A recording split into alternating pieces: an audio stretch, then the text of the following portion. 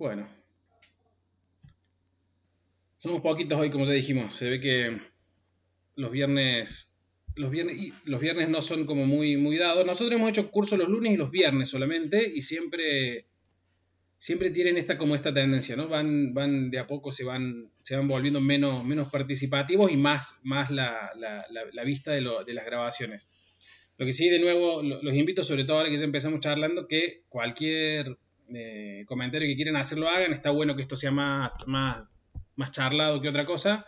Así que bueno, vamos a la red. Hoy nos toca Heidegger, la segunda parte de Heidegger, ¿cierto? La segunda parte. Nos toca un segundo encuentro sobre Heidegger. En la primera charla lo que pudimos analizar fue. Nos metimos un poco en Ser y Tiempo, ¿no? Ser y Tiempo, yo ya les dije el libro de 1927 que posiciona a Heidegger en el foco, en el centro de la discusión filosófica. Heidegger a partir de ese libro se vuelve muy famoso, eh, usando una palabra de Gabriel, insoportablemente famoso incluso para él, se vuelve el filósofo del ser, y escribe ese libro que es un libro de esos con lo que, bueno, de lo que veníamos charlando, Diana, ¿no? Un libro muy difícil de acceder, pero con un vuelo muy alto. Como les decía, yo les recomiendo realmente en algún momento dedicarle un tiempo largo, que quizás pueda ser 1 año o 2 años, para dedicarle a la lectura de ese texto. De nuevo, recomiendo la traducción de Rivera, porque la verdad que es un texto apasionante. Y releyendo algunas cositas, hay un libro de José Pablo Feynman, un filósofo argentino que falleció hace poquito, lamentablemente, que se llama La sombra de Heidegger. Y en ese libro es básicamente una carta que él le escribe a su hijo, contándole, el personaje que escribe la carta es un discípulo de Heidegger, ¿no? Y centrándose básicamente en lo que sucede en 1933. Y hay un párrafo que a mí me gustó mucho porque tiene que ver con lo que yo les decía, esto de recomendarles leer a Heidegger. Me parece que dice mucho de lo que quiero decir y se los voy a leer ahora para compartirlo. Dice así el texto, ¿no? Recuerden, en la carta que le está mandando el padre a un hijo, y en este caso están hablando de ser y tiempo. Y una parte de la carta dice así: del modo que sea, no puedo evitarte la condena de un mandato. No transcurras por este mundo, no vivas tu vida sin leer Ser y Tiempo. Este mandato se basa en uno mío y no debería ser transferible, pero no puedo evitarlo. Intentaré narrarte el origen de mi mandato y el poder que tuvo para mí. Poder tan poderoso, hijo, que me condena a la insensatez de exigirte. ¿O acaso es otra cosa el pedido de un padre? La lectura de este libro de escritura árdida, desbordante de neologismos y opulencias, que necesariamente despiertan en el lector la certeza de sus propios límites, el vértigo desesperado de sus insuficiencias. ¿Acaso la filosofía sea también eso? ¿Acaso Heidegger, su grandeza, sea también eso? La certidumbre de no alcanzarlo jamás, el espectáculo de una mente inaccesible, el dolor de ver la cumbre, la real posibilidad de su existencia y el tormento de nunca llegar a ella, porque solo uno podía y ese uno era él, ¿no? Como presentación, yo creo que si terminan estos encuentros y lo único que les queda es ganas de leer Ser y Tiempo, me parece que va a estar más que cumplido el objetivo, porque yo sí creo que es un libro, nada, el libro, para mí es el libro infinito de Borges, Ser y Tiempo. Creo que ya lo dije también la vez pasada. Y también les recomiendo ese libro. Es una muy buena forma de entrar a una parte de la filosofía de Heidegger, sobre todo la filosofía post-Ser y Tiempo, pero esencialmente de Ser y Tiempo. Sepan que Heidegger tiene algunos escritos previos a Ser y Tiempo, que son escritos quizás menores al lado de esta obra. Luego escribe Ser y Tiempo en el 27, se vuelve mundialmente famoso, se vuelve el ser de la filosofía. Recuerden que Heidegger con Ser y Tiempo trae la pregunta por el ser nuevamente al escenario de discusión, una pregunta que había estado muy presente en los griegos, sobre todo en Parménides, ¿no? Recuerden que también me parece que lo dijimos, Parménides escribe un poema que se llama, bueno, que lo titulan luego Sobre la naturaleza, que es un poema que se centra esencialmente en la discusión sobre el ser. Luego de Platón, esa discusión, en un ratito vamos a ver bien por qué, luego de Platón esa discusión queda de alguna forma. Heidegger va a decir que hay una confusión entre ser y ente, ¿no? Que él va a llamar esa confusión la diferencia ontológica. Pero hay una confusión entre ser y ente, que también ya la vamos a ver, y luego la pregunta por el ser se olvida, ¿no? Y Heidegger escribe en el 27 Ser y Tiempo queriendo traer de nuevo la discusión la pregunta que es la más importante de todas, ¿no? Para Heidegger. Porque sin avanzar sobre esa pregunta, sin responder esa pregunta, todas las otras preguntas que nos hagamos van a caer en un saco vacío, porque no hemos respondido, no nos hemos preguntado la pregunta esencial que debe preguntarse la filosofía. La pregunta es, ¿qué es el ser?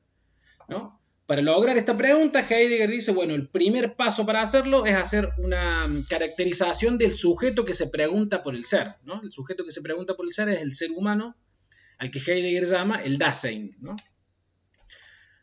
Y toda su obra, que es una obra muy larga, muy árida, como dice bien Feynman, toda la obra ya no va a estar dedicada tanto a la pregunta del ser como a la ontología del Dasein, ¿no? Y es una obra que se centra especialmente en el hombre, en el ser humano, en el Dasein, que ya habíamos visto que Dasein quiere decir, en términos de la traducción literal, es ser ahí, ahí del ser. Quiere decir ser ahí, pero que la forma más completa y más compleja de agarrarlo es traducido por ser en el mundo, ¿no? Yo le decía que la traducción siempre pone ser, guión, en, guión, el, guión, mundo, para mostrar que incluso ser en el mundo no es el compendio o la suma de 4 palabras, sino que debe tomarse como una sola palabra, no un solo sentido.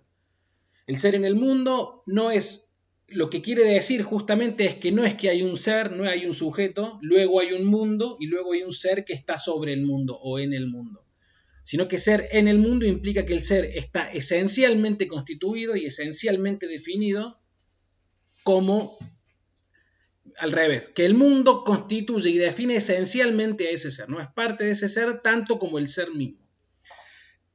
¿Esto por qué es importante? Yo creo que no lo dije en la charla pasada. Es importante porque todos los filósofos pre-heideggerianos, si se quieren, incluso en función de lo que veníamos charlando recién, Diana, desde Descartes sobre todo esta parte, porque los griegos tienen un concepto de sujeto distinto, ¿no? De hecho no tenían ni siquiera un concepto de sujeto como lo conoce la modernidad. Pero luego de Descartes, todos los demás filósofos piensan en un ser, Kant, Hegel, Kierkegaard, el propio Schopenhauer, incluso Nietzsche, ¿no? Como un ser, como si fuera un ser acabado a sí mismo, como si uno tuviera la capacidad de pensar, y sobre todo Kant, ¿no? En esto del sujeto trascendental, como si uno tuviera la capacidad de pensar al sujeto por fuera de su coyuntura, ¿no? Como si uno pudiera pensar un sujeto atemporal, ahistórico, que no tuviera que ver con el lugar donde el sujeto está arrojado, va a decir Heidegger. En ese sentido, la propuesta que trae Heidegger de decir, bueno, el ser es un ser constituido esencialmente por su mundo, o dicho al revés, el mundo en el que le toca ser arrojado constituye esencialmente al ser, trae una novedad, ¿no? Esto de la vida fáctica, Heidegger en algún momento la llama así, la vida fáctica es muy importante. Y en ese sentido debemos, a lo mejor no se ve bien porque no hemos logrado desplegar con claridad las filosofías de los pre-heideggerianos, ¿no? Sobre todo de Kant, que tiene la filosofía trascendental como horizonte. Pero uno cuando tiende, o mejor dicho, cuando la filosofía pre-heideggeriana tendía a pensar en las categorías con las que debía ser definido un sujeto, pensaba en un sujeto atemporal, ¿no? Y Heidegger nos invita, de hecho no nos invita, nos impone que el ser debe ser pensado temporalmente, ¿no? El ser, el Dasein, está arrojado a una temporalidad, ¿no? Esa es la segunda parte de Ser y Tiempo que Heidegger luego nunca puede desarrollar. No me adelanto. En ese sentido, bueno, ya hay una propuesta nueva. Hay una propuesta nueva porque hay un ser constituido por una coyuntura, ¿no? La frase esta, la dijimos la vez pasada, pero la repito porque es una frase linda para mí. Somos sujetos sujetados a nuestras condiciones históricas. Heidegger diría, somos Daseins, somos seres, somos entes con la particularidad del Dasein que somos arrojados a una coyuntura, y en ese sentido el ser arrojado a una coyuntura es tan importante que constituye esencialmente la propia categoría del Dasein que somos nosotros. No sé si se comprende lo que quiero decir con esto. ¿Estamos de acuerdo? Bien. Bueno, en ese sentido Heidegger entonces escribe Todo Ser y Tiempo, haciendo una analítica del Dasein y dando las categorías en las que el Dasein debe ser entendido. Y luego no desarrolla la pregunta por el ser, ¿no? Ya esto es a lo que yo me iba a adelantar hace un ratito. Ser y Tiempo estaba pensado para tener una segunda parte que Heidegger en realidad, Ser y Tiempo tiene dos partes, ¿no? Iba a tener en este primer bloque una tercera parte, pero luego iba a haber una continuación, que iba a ser Tiempo y Ser. Y en esa continuación Heidegger iba a desarrollar ya la metafísica de la pregunta por el ser. La metafísica es una palabra que no corresponde usar acá porque para Heidegger metafísica tiene un concepto muy particular. Pero iba a desarrollar la ontología, si se quiere, la historia de cómo se ha perdido la pregunta por el ser y cómo se debe avanzar para recuperar esa pregunta por el ser. Él nunca escribe esta segunda parte. En Carta sobre el Humanismo, que es una carta que él le escribe a un, yo diría un amigo, pero no sé si era un amigo, era a Baufret, un francés, con el que discutían sobre humanismo. Hay una carta de Heidegger que se llama, que yo se las pasé al grupo, que se llama Carta sobre el Humanismo, este nombre se le puso, y en esa carta Heidegger le explica a este amigo que no pudo avanzar con la segunda parte de Ser y Tiempo, porque el lenguaje, las herramientas que le permitía el lenguaje metafísico, eran herramientas que no estaban preparadas y que no podían soportar la dirección de una nueva forma de pensamiento. Yo creo que lo que hay que entender en principio, porque Heidegger no es un pensador, por lo menos para mí, ¿no? Que yo sí me considero muy heideggeriano. Heidegger no es un pensador que es gigante por las categorías o por los neologismos que hace o por la forma en que envuelve su sistema. Digo, en ese sentido, más poderosos, más consistentes, más cohesivos fueron Kant, fueron Hegel, Kant y Hegel sobre todo, ¿no? Pero Heidegger se da cuenta de una cosa que a la que muchos sí nos sentimos interpelados por esa cosa a la que se da cuenta Heidegger. Y Heidegger nos dice, a nosotros, yo lo dije de nuevo en la reunión pasada, pero me parece importante porque esto es lo que vuelve a Heidegger para mí un pensador diferente o distinto o grande. Heidegger se da cuenta que nosotros con la historia del pensamiento, con la forma en la que nos vendieron, la forma en la que debe ser pensado el pensamiento, es un error, ¿no? Hay una falacia ahí. A nosotros nos han puesto una máscara, nos han puesto un velo, nos han puesto una anteojera de caballo que nos hace ver el mundo y el universo, interpretar al mundo a través de un prisma, ¿no? El prisma para Heidegger es el prisma que desarrolla Platón allá por el siglo IV a.C., por el siglo V a.C. en realidad. Platón nace en el 427 a.C., y ese es el prisma de la razón, ¿no? Heidegger después, durante mucho tiempo, sobre todo en Cartas sobre el Humanismo, le dice, a mí me quieren decir que soy un irracionalista porque yo quiero pensar con parámetros que no sean parámetros racionales. Heidegger lo que dice es, a nosotros nos vendieron la razón y las estructuras de la razón y las normas de la lógica como si fueran las normas inevitables por las que debe transitar el pensamiento. Y eso no es cierto, porque eso nos limita a una sola forma de pensamiento, por lo tanto, a una sola forma de preguntas y por lo tanto, que es lo menos importante para Heidegger, a una sola forma de respuesta, ¿no? Piense que para Heidegger es mucho más importante la pregunta que la respuesta, porque Heidegger va a decir, en una buena pregunta, la respuesta está incluida incluso en la propia pregunta, ¿no? La solución de ese enigma, de esa pregunta, está incluida. Y Heidegger nos dijo esto, a nosotros de nuevo no me adelanto. Y esta forma de pensar y esta antiojera que nos han impuesto a nosotros nos hace percibir el mundo de una forma, ¿no? Nos hace percibir a los entes de una forma, nos hace preguntarnos por las cosas de una forma, y eso limita nuestra capacidad de experiencia sobre el resto de las cosas que no son racionales. Y Heidegger lo que nos está invitando es a buscar una forma de pensamiento no racional.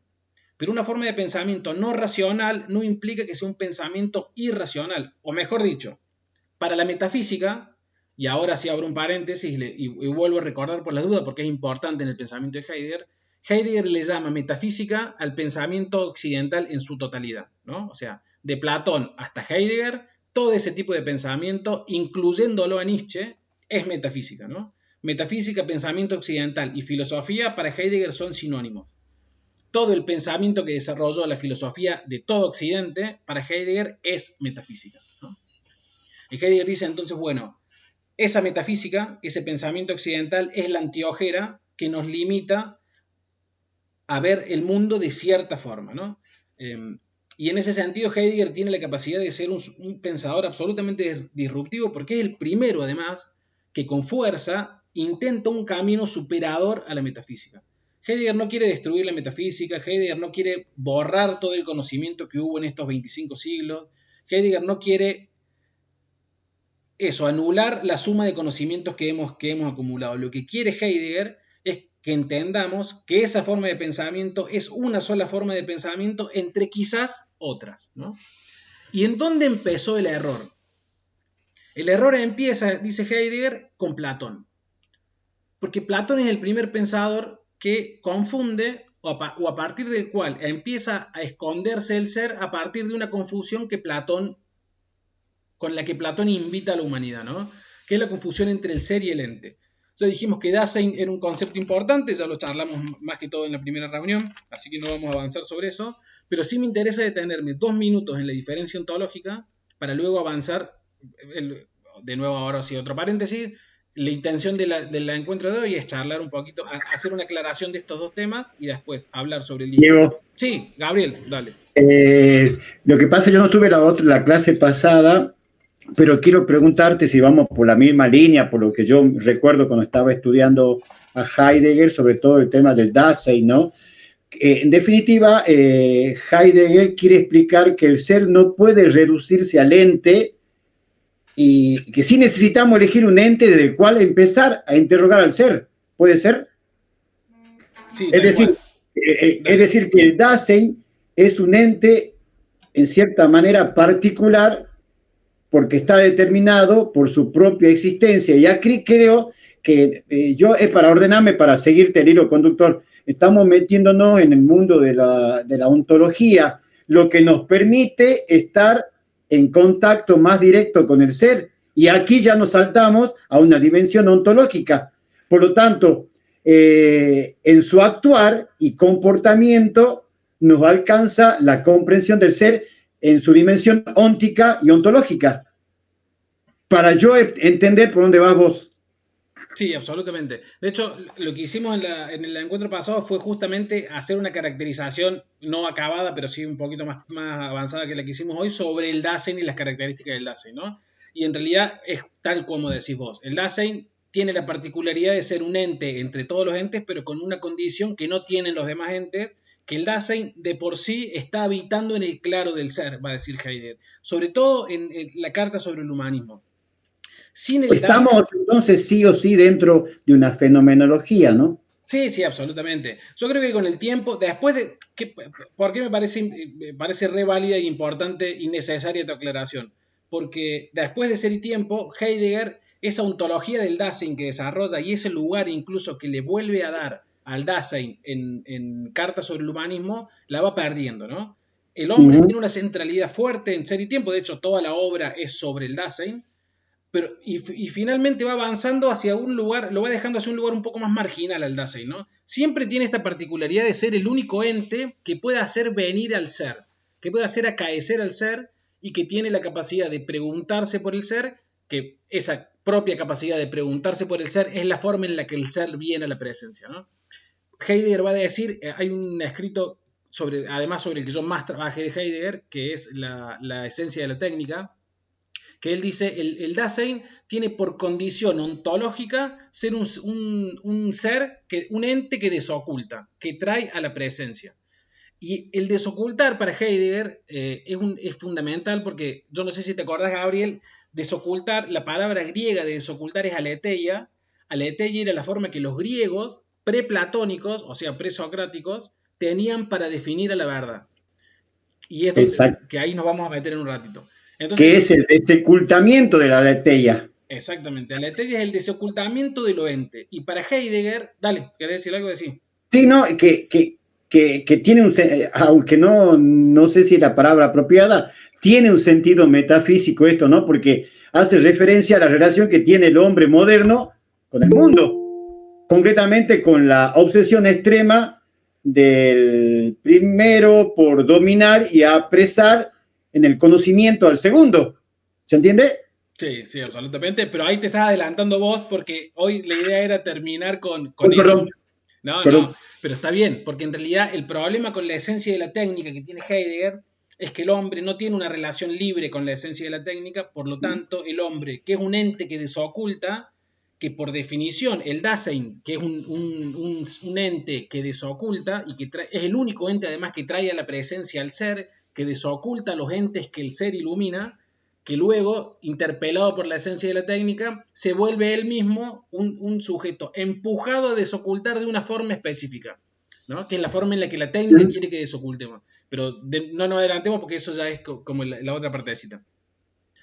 No me arruines el remate, te pido por favor, Gabriel. No. Bueno, eso por dos cosas, ¿no? Primero, entonces, hola Guido, ¿cómo andás? Bienvenido.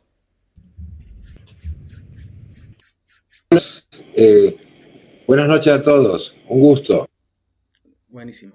Bueno, entonces teníamos Dasein por una parte, que ya lo charlamos en la primera reunión, diferencia ontológica, que vamos a resumirlo como para no perder tanto tiempo en este lugar, diciendo que ya lo dijimos creo, pero no sé si con el énfasis necesario, porque esto es lo fundamental para Heidegger. El ser y el ente no son lo mismo, ¿no? Los entes son las cosas que aparecen y el ser es lo que permite que las cosas aparezcan. Para decirlo muy brutamente, Heidegger va a estar toda su vida preguntándose y buscando dónde mierda está el ser y no lo va a encontrar nunca además, ¿no? Porque va a decir Heidegger, luego de buscarlo y de buscarlo y de buscarlo, va a decir o va a concluir quizás, el ser tiene por naturaleza esconderse. El ser busca esconderse. Se muestra a lo mejor como una ráfaga y luego se esconde. Es esa presencia que pasa por el costado y cuando nosotros depositamos la vista ahí, el ser ya no está más. En ese sentido, es muy fácil definir al ente para Heidegger y es muy difícil, de hecho es imposible definir al ser. El ser se define de hecho solo negativamente, va a decir Heidegger, y va a decir lo que yo puedo decir del ser es que no es un ente, ¿no? Entonces es importante entender que el ser y el ente no son lo mismo. ¿Para quién ser y ente no eran lo mismo? Va a decir Heidegger, para los presocráticos. Y luego, ¿cuándo ser y ente se confundieron? Con Platón. Y luego, ¿qué pasó? Nos olvidamos que ser y ente eran lo mismo, eran cosas diferentes, y la pregunta por el ser desapareció del horizonte de la metafísica, y la pregunta por el ente ocupó todo el horizonte de la metafísica. La metafísica, va a decir Heidegger, solo sabe preguntarse por el ente. Tanto que a la metafísica, y lo dice en la carta sobre el humanismo, le resulta imposible preguntarse por el ser. Por eso Heidegger no puede escribir luego la tercera parte de Ser y Tiempo, porque la metafísica, el lenguaje de la metafísica, no le permite preguntarse por el ser. Y el ser es lo primero que tenemos que responder antes de poder pensar cualquier otra cosa. Por eso va a decir Heidegger, la historia de la metafísica no es una historia equivocada. Ahora es una historia que está limitada solo a la consecuencia, ¿no? Nunca se preocupó por la causa. En ¿qué es metafísica? Heidegger termina esa obra hermosa diciendo ¿por qué hay ser y no más bien la nada? ¿No? ¿Por qué hay cosas y no más bien la nada? Y esa es la pregunta que debería haberse preguntado la historia del pensamiento occidental desde el principio, y es la primera pregunta que olvidaron, ¿no?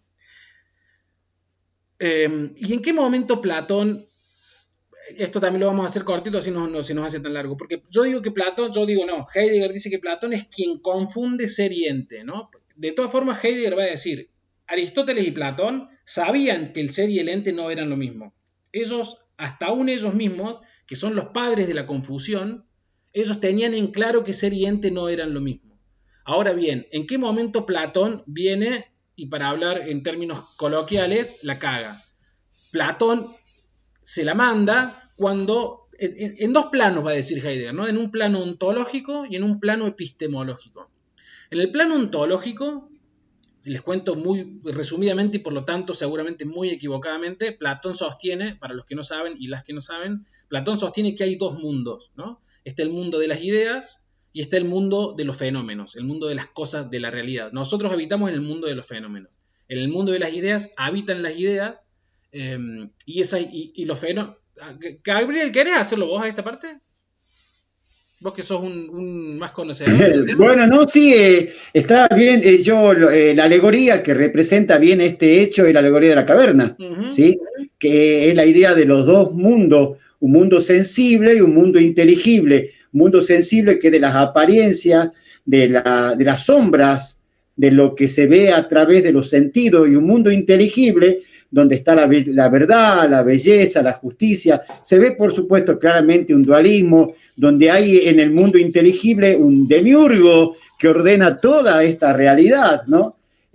Bueno, pero les invito a que vean, que lean el mito de la caverna, aparte es muy lindo, muy simpático cómo lo escribe y vale la pena, sí, sí. Pero son dos realidades que necesita una se complementa a la otra. Claro, de hecho una copia a la otra. El mito de la caverna está en el libro de la República de Platón, en el libro 7, si yo no me equivoco. Y en esa teoría es como decía Gabriel, ¿no? Lo que quiere significar es la teoría del conocimiento de Platón. Nosotros vivimos entre sombras, ¿no? Y son sombras que copian a las verdades eternas y absolutas que hay en el mundo de las ideas.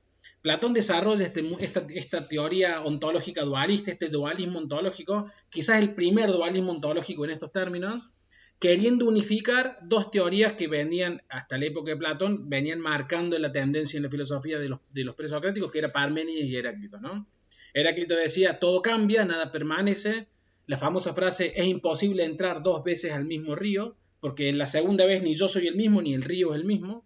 Entonces todo cambia, ¿no? La frase de Heráclito en griego, panta rei, todo fluye, queriendo mostrar que nada permanece idéntico a sí mismo nunca.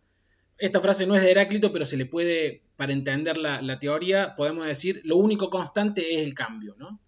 Y en cambio, contrapartido de eso, Parménides, que irónicamente se cree que nacen en el mismo año, escriben en el mismo tiempo, son famosos en el mismo momento, entre ellos en teoría no se conocieron, y Parménides escribe un poema hermosísimo, que también creo que lo charlamos en la primera reunión, en donde habla del ser, ¿no? Y donde se encuentra con la diosa Dike y la diosa le dice, hay dos caminos para el conocimiento, uno verdadero y otro que es falso. El camino verdadero es reconocer que lo que es y no puede no ser, y el camino falso es reconocer que lo que no es. Y la otra parte del camino verdadero es reconocer que lo que no es y no puede ser, ¿no? El camino falso es confundir lo que es con lo que no es. Y en ese sentido, lo que plantea Parménides es que la realidad, la verdad, para ser verdadera, esta es una interpretación que tiene la tradición, no debe cambiar, no debe modificarse. Esto es lógico, ¿no? Si la verdad cambia, entonces no va a ser verdadera. La verdad tiene que ser eterna, atemporal, ageográfica, etc. Dos teorías que se presentan quizás como contradictorias. Nosotros hicimos también algún cursito sobre Heráclito y Parménides, donde vemos que no son contradictorias las teorías, pero que bueno, que la posteridad las toma como contradictorias. Y Platón intenta unificar las dos hipótesis, ¿no? Porque lo cierto es que vivimos en el mundo del cambio. Nadie puede negar que las cosas están constantemente cambiando, pero tampoco, sobre todo piensen en el pensamiento de los griegos, ¿no? Ellos tampoco podían negar que la verdad, para ser verdadera, debía ser eterna, ¿no? Ellos creían en la verdad con mayúsculas, ¿no? La modernidad luego nos ha llevado un poco alejado de esa hipótesis, pero bueno, para los griegos la verdad, para ser verdadera, debía ser una cosa eterna. Y en ese sentido, Platón le da un mundo a la verdad, a lo eterno, a lo inmutable, a lo absoluto, y le da un mundo a lo cambiante, a lo fenoménico, a lo aparente, etc. Y la relación entre los dos mundos es que nosotros somos lo que somos porque somos copia de esas ideas eternas y absolutas, ¿no? Por ejemplo, Platón va a decir, esto me parece que ya lo dijimos igual en la reunión pasada, digo 2 segundos. Uno ve un árbol que es un ombú, después ve un árbol que es un pino, después ve un árbol que es un sauce y sabe que todos son árboles. Platón va a decir, bueno, ¿por qué sabe que son árboles? Porque antes de que tu alma habitara el mundo de los fenómenos, habitaba en el mundo de las ideas, estuvo en contacto con el mundo de las ideas y luego cuando cae a este mundo de los fenómenos, su mente recuerda lo que vio en ese momento y sabe que la esencia que todos los árboles tienen en común es que todas ellas copian a la idea de árbol. Tiene mucho que ver con la reminiscencia, ¿no? De hecho, para Platón, aprender, conocer es recordar. Mira, te lo recomiendo porque yo lo escuché, yo los jueves tengo clase con los chicos, lo escuché jueves. Hay una banda de Argentina que se llama Actitud María Marta, que es vieja, ¿no? Denota un poco mi edad. Cuando yo era joven estaba Actitud María Marta y hay una canción que se llama Confusión, y la introducción de esa canción cuenta la teoría de las ideas, la teoría de la reminiscencia, ¿no? Dice, bueno, ¿cómo se llama, Diego? Me interesa mucho. La banda se llama Actitud María Marta y la canción se llama Confusión, ¿no? Ya la noto. Y la introducción es lo más interesante porque empieza diciendo, cuentan los viejos sabios que antes de nacer el hombre ya lo sabía todo, que había recorrido el mundo de una punta a la otra y ya conocía todo lo que pasaba en el tiempo. Pero dice, me acabas de dar una herramienta hermosa para Platón, me faltaba algo de eso. Pero en el preciso momento de nacer, un ángel lo besa en la boca y en ese instante olvida todo. A partir de ese momento el hombre debe empezar a vivir para aprender a recordar. Así es la introducción, es maravillosa, ¿no? Me encanta. ¿Por qué llegamos Es a esto? como la cumbia epistémica de los Lelutier, ¿viste? ¿La escuchaste? No, Escuchá la cumbia epistémica de Lelutier. ya la anoto. Cumbia epistémica de Lelutier. Sí. Bueno, ¿y por qué venimos a Platón? ¿No? ¿Por qué le robamos a Heidegger estos minutitos para Platón? Porque Heidegger dice, cuando Platón desarrolla el mundo de las ideas y hace que los fenómenos y las cosas que existen en este mundo de los fenómenos sean una copia de las ideas, Platón ontologiza al ser, ¿no? Porque pone a la idea que en realidad para Platón es un ente, el ser no es una idea, ¿no? La posibilidad de que exista una idea la da el ser, pero el ser no es una idea, no es un ente, no es el mundo de las ideas, no es el demiurgo del que hablaba Platón. El ser es otra cosa. De hecho, es una cosa tan otra que ha permanecido impensado desde el principio del tiempo. En ese sentido, ¿qué hace Platón? Cuando Platón pone en el lugar de lo que ilumina la realidad, ¿no? Porque uno aparece en este mundo como perro. Y uno es perro porque uno copia la idea de perro del mundo de las ideas. Ahora bien, lo que ilumina entonces al ente perro es la idea de perro que está en el mundo de las ideas. Y al hacer eso, dice Heidegger, ontológicamente, Platón borra la diferencia entre ser y ente y convierte al ser, que es en realidad lo que ilumina al perro para que pueda aparecer, lo voy a decir en términos heideggerianos, lo que ilumina al ente que el perro es para aparecer en tanto perro, es la idea de perro. Y esa idea de perro es un ente. En ese sentido, y luego, bueno, si ustedes lo piensan, el platonismo da una base, y lo tenemos acá Gabriel, que es un experto en el tema, da una base muy fuerte en términos teóricos para luego el desarrollo de la teoría del cristianismo primitivo, sobre todo, pero el que se ha mantenido hasta nuestros tiempos. Y sobre todo con San Agustín, ¿no? Y sobre todo con San Agustín. Pero incluso, bueno, sí, ya ya me iba a meter con el No, ya nos fuimos. Pero sí, sobre todo con San Agustín. San Agustín, saben, para los que no lo conocen, es uno de los filósofos medievales más importantes, creo que el siglo III después de Cristo, si no me equivoco, Gabriel. Sí, en el 428 por ahí. Ah, bien, siglo entonces 5 después de Cristo, y es un pensador que funda o que desarrolla el sistema más fuerte teologal, teológico, teórico, filoteológico sobre el que se sostiene los dogmas del cristianismo, porque viene justamente, ¿no? del platonismo. El platonismo, al dualizar ontológicamente las dos dimensiones de la realidad, y incluso, porque Platón dice, lo verdadero, el mundo verdadero no es el que habitamos nosotros. Este es el mundo fantasma, el mundo copia. El mundo verdadero es el mundo de las ideas, ¿no? Piensen. Y la idea más. Y Platón, además, hace una jerarquía de ideas. No es que están todas las ideas mezcladas en el mundo de las ideas. Hay una idea que es la principal, que es la idea de bien. Fíjense, ¿no? La idea de bien, ¿no? Muy, muy analogable con el Dios cristiano. Y luego esa idea ilumina una serie de ideas de segunda línea, que esas ideas de segunda línea iluminan una serie de ideas de terceras líneas. Miren qué loco, porque Platón tiene la idea principal es la idea de bien, y luego las ideas que están en la segunda línea son ideas de la matemática. Son la unidad, la dualidad, la multiplicidad, bueno, alguna se me puede estar pasando. Y luego Sí, y Agustín lo transforma esto en un libro tremendo, una suma, que es La ciudad de Dios. Ajá. Una cosa impresionante que trata de llevar el platonismo a su máxima expresión, pero vos sabés que la Iglesia Católica ya no está muy de acuerdo, ¿no? Con Tomás de Aquino se rompe la teología agustiniana, ¿no? Porque va más por el lado de Aristóteles. Es que Tomás es quien trae de nuevo, quien hermana y quien amiga, ¿no? Quien marida el aristotelismo con las doctrinas cristianas. De hecho, yo tengo entendido que durante muchos siglos, tanto 8 o 9 siglos, Aristóteles está prohibido por la iglesia. Gabriel, ¿viste? Y con esto ya les pido perdón a los demás. ¿Leíste El nombre de la rosa? De Humberto Sí, Eco. con Sean Connery. La película la vi. No, el libro no lo leí, pero vi la película. El libro es una cosa. Yo no lo voy a spoilear, pero el final de ese libro, con la poémica de Aristóteles, el final es increíble. No, yo vi la película y me pareció genial. La película también es genial. A los demás les recomiendo que la lean porque es un libro infinito también. Bueno, en eso decimos, ¿no? El platonismo de alguna forma sienta las bases teóricas para que el cristianismo desarrolle su teología, ya en ese punto piensen que luego el pensamiento cristiano y postcristiano, no es postcristiano porque el cristianismo incluso perdura hasta hoy, pero ha marcado durante mucho tiempo, en ese momento durante 10 siglos,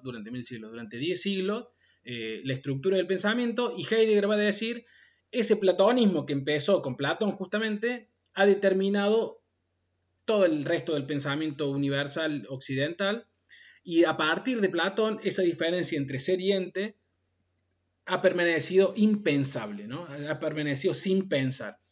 Lo paradójico para Heidegger es que Platón tenía bien en claro que el ser y el ente no eran lo mismo, ¿no? Hasta Platón, incluso Aristóteles, ellos sabían que ser y ente no era lo mismo, aún así confunden y sientan las bases de la confusión.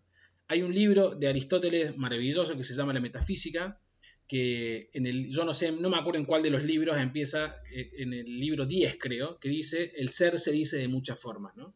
Y esa frase a Heidegger es la frase que le hace, después lo dice en una biografía por ahí, algún biógrafo, esa frase, a él le llega un libro de Beltramo, me parece, de Beltramo, que sobre las multiplicidades del ser de Aristóteles, creo, y a él le hace pensar, ese es el primer acercamiento que tiene Heidegger con esta forma en la que el ser esto se dice de muchas maneras, y en este decirse de muchas maneras no se termina diciendo de ninguna manera, ¿no?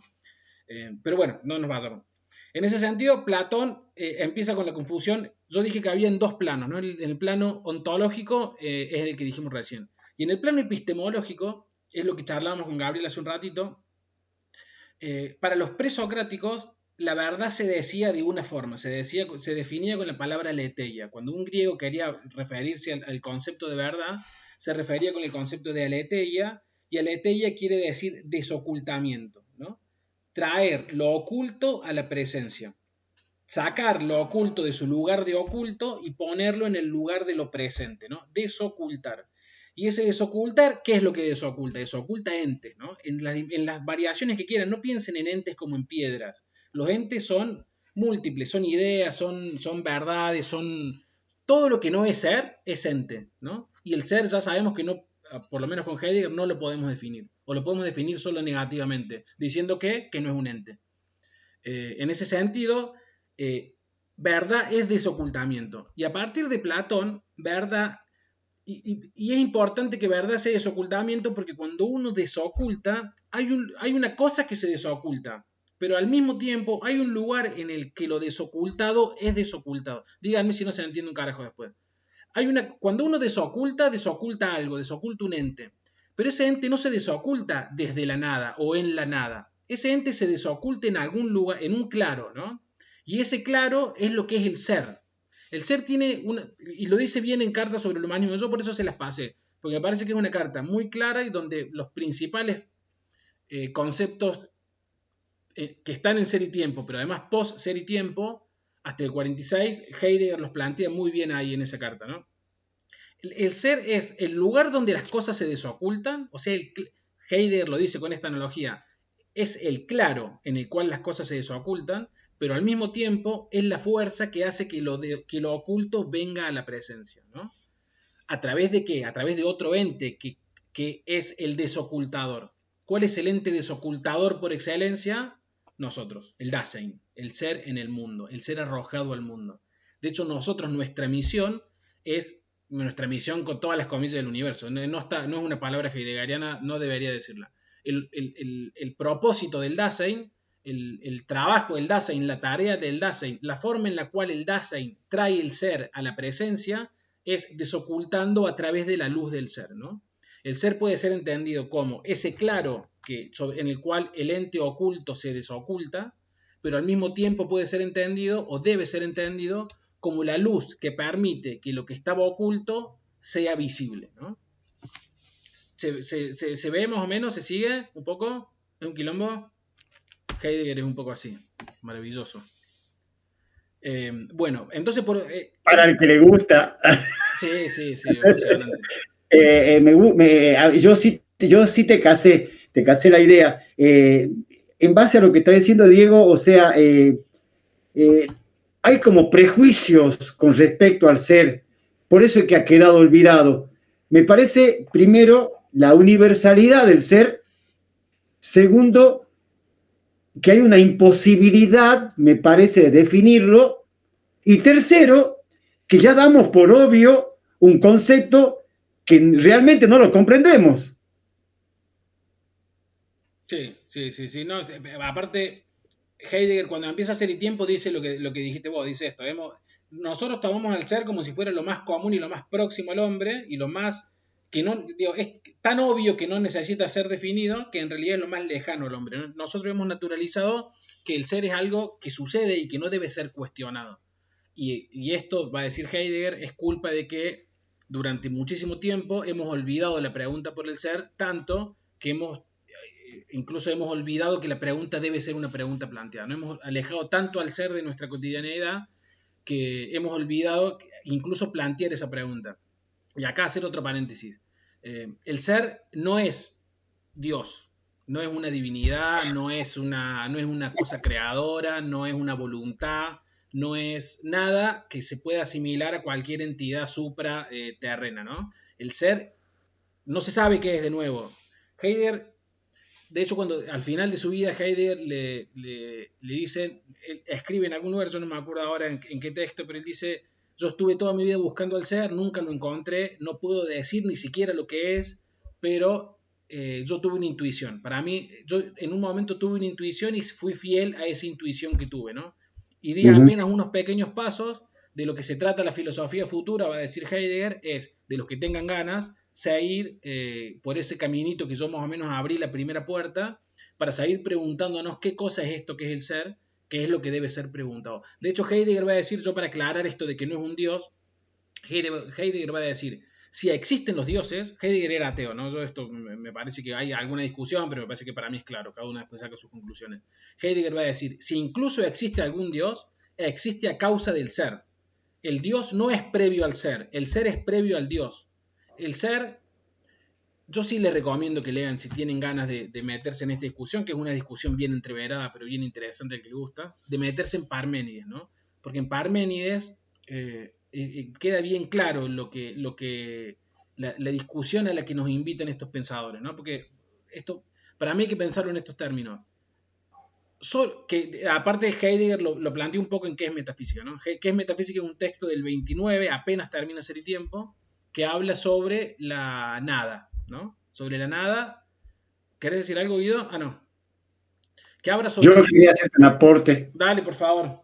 Porque me encanta, ya me apasionaste. Ya. Ahora voy a empezar a ver más Heidegger. Yo creo que tiene que ver mucho el lenguaje para hablar del ser, porque nosotros constantemente estamos hablando del ser y sabemos lo que significa, pero no tenemos un lenguaje específico para hablar del ser. ¿Puede ser? Mira, puede ser. No, absolutamente. De hecho, mira, no me responde la computadora con la velocidad que yo quisiera, pero hay en la carta sobre el humanismo, Heidegger dice tal cual lo que vos decís, digamos. El lenguaje es la principal limitante para acceder a la pregunta correcta del ser.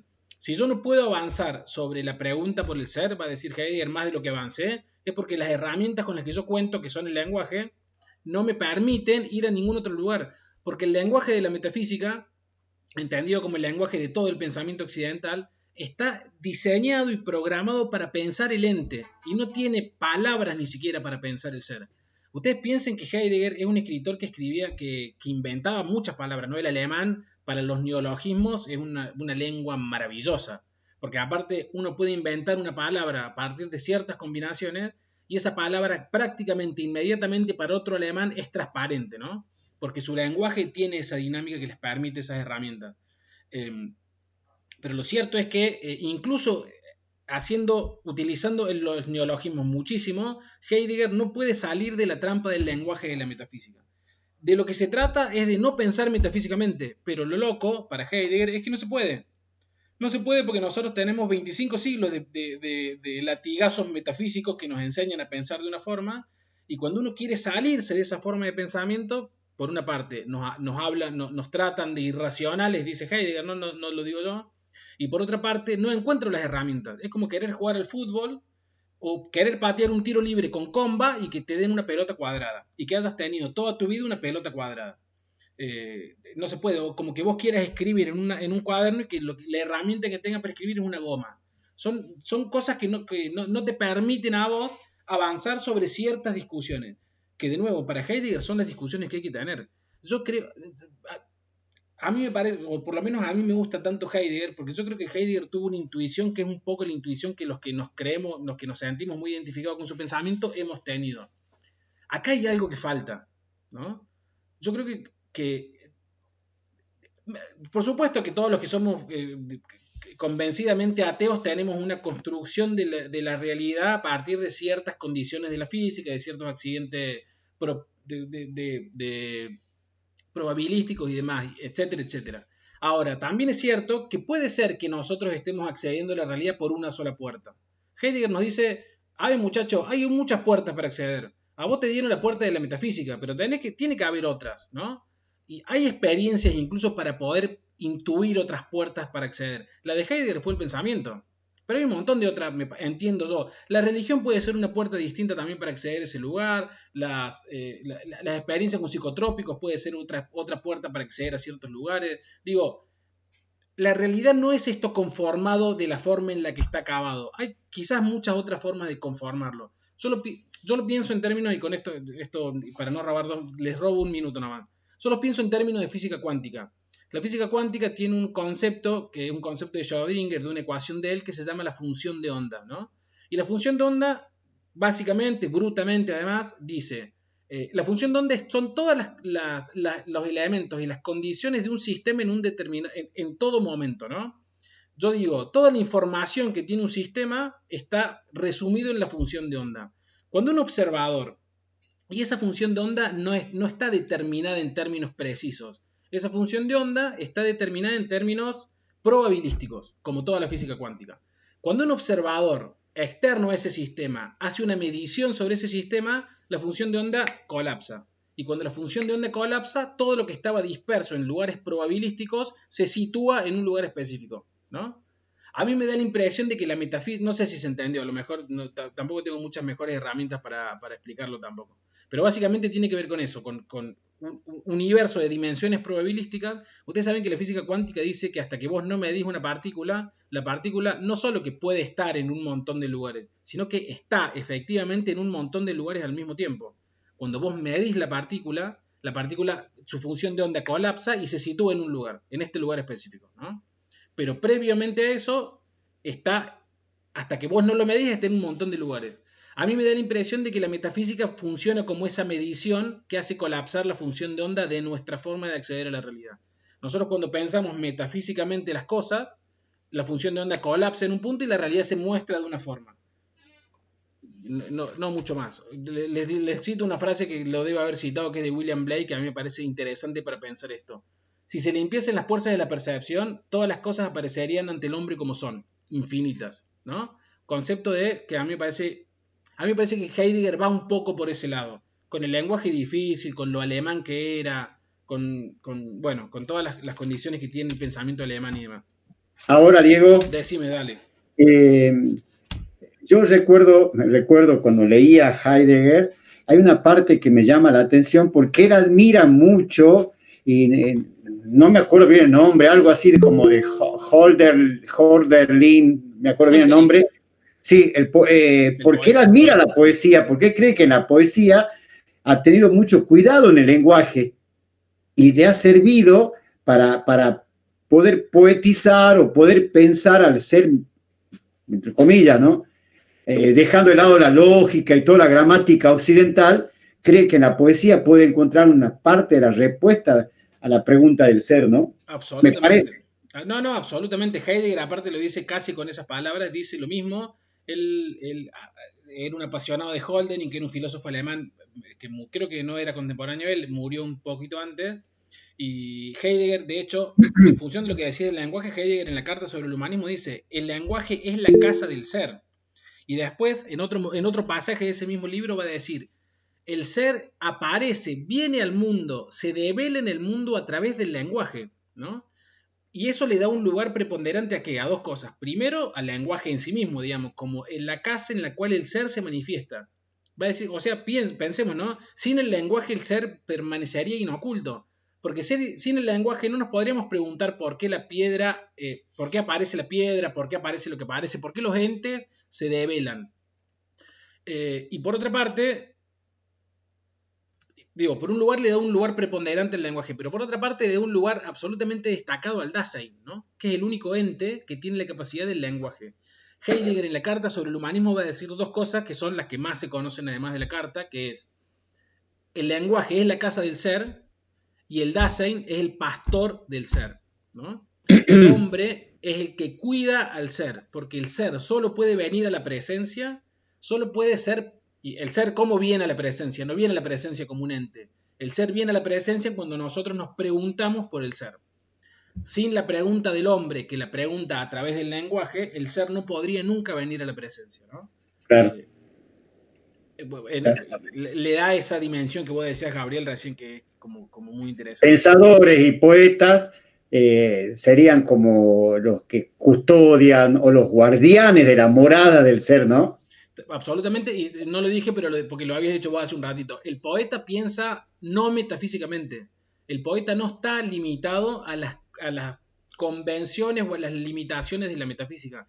De hecho, Heidegger al final de su vida, sobre el final de su vida, ustedes piensen que Heidegger vive más o menos 86 años. Heidegger muere en el 76, tenía 87 años cuando muere.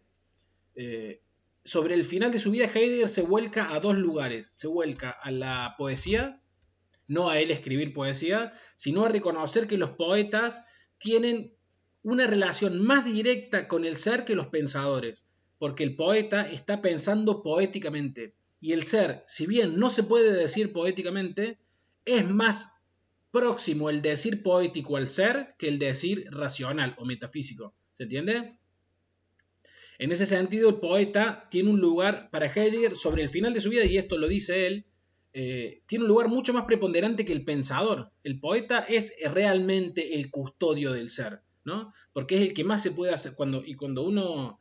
Y está bueno pensarlo, ¿no? Porque yo no soy un gran lector de poesía, pero sí soy un lector de poesía. Y a veces en ciertas poesías uno encuentra elementos que, si bien si uno los piensa racionalmente son contradictorios, este ruido silencioso, por ejemplo, que en principio, si uno lo piensa racionalmente o científicamente o metafísicamente para Heidegger, suenan contradictorios, esas contradicciones en un decir poético tienen una flexibilidad que nos acercan un poco a Nietzsche, ¿no? A mí por lo menos me parece eso. Nietzsche, sobre Verdad y Mentira, en Su activo extramoral, nos dice, la verdad es una metáfora que nos olvidamos que era una metáfora, ¿no? Y la solidificamos. Y la tomamos como si fuera una piedra. Pero en realidad la verdad, o el decir que se acerca más a la verdad, es un decir metafórico. Porque la verdad, contrario a lo que creían los griegos, no puede decirse como uno dice, dame un vaso, o esto es un vaso, o esto es una mesa. La verdad se dice metafóricamente porque el acceso a la verdad es un acceso mucho más no determinado por el pensamiento científico, racional, etc. No porque ese pensamiento no nos dé una suerte de conocimiento. Esto no es un pensamiento acientífico el que plantea Heidegger, o Nietzsche si se quiere. Bueno, Nietzsche es un poco más complejo. Pero Heidegger no plantea un pensamiento acientífico. Pero ¿qué es lo que nos va a decir Heidegger? El pensamiento científico es fundamental, es importante, es certero, pero nos habla del ente. Nosotros necesitamos un pensamiento que nos hable del ser. Porque del ente, primero que ya tenemos mucho pensamiento y hay que desarrollar más pensamiento. Ahora, no tenemos un pensamiento que nos hable del ser. Y en realidad, si vos pensás el ente sin haber pensado previamente al ser, te está faltando no una pata, te está faltando la mesa, toda la mesa te está faltando. ¿Se ve un poco? ¿Alguien tiene alguna pregunta? A mí me encantaría, no sé si vas a llegar a tocar, pero me gustaría hablar del ser para la muerte, Diego. Eso ya lo charlamos en el encuentro pasado. No, me muero. Sí, pero está grabado, ¿no? Está grabado. Ah, bueno. Porque sí, ahí hicimos las analíticas del Dasein, aparte del ser como posibilidad, el Dasein como posibilidad o como proyecto arrojado, está que eso en realidad es el Dasein es un pensamiento que Heidegger, no sé si creo que la mayoría estuvo igual en el encuentro pasado, vos nos faltabas profe nomás. Pero bueno, es como la parte final, ¿no? Y es la parte además Yo creo de todas formas, después de todo caso, si no, terminamos y ya los que se tengan que ir se van y lo charlamos 2 minutos. Yo creo que el pensamiento de Nietzsche sobre el eterno retorno avanza un paso más todavía a la propuesta que nos hace Heidegger, porque Heidegger de alguna forma, en un mundo sin Dios, donde vos te tenés que reconocer como un ser para la muerte, lo que te queda es, no te digo el desahucio, pero te queda como el desabrigo de toda, te quedas a la intemperie del universo, ¿no? Y me parece que Nietzsche agarra esa intemperie y la vuelve infinita con su eterno retorno. Pero bueno, lo charlamos en todo caso en un ratito si querés. De todas formas, igual el plan de... mi proyecto era 4 pasos para este encuentro. Recién vamos por el primero. A mí me había gustado entrar y ya no vamos a llegar, por supuesto, a todos los 4 pasos. Me hubiera gustado hablar del discurso del rectorado, porque es un discurso que tiene... ¿Alguien quiere decir algo, Jorgito? No. Una pregunta. Sí, Jorge. Una pregunta, ¿puedo? Sí, por supuesto. Gracias. Oye, a partir de lo que planteó, le puse la pregunta... Perdón, Jorge, sabes que no te escucho, che. No sé si es un problema. Te escucho como en el fondo de la cueva de la alegoría de la caverna.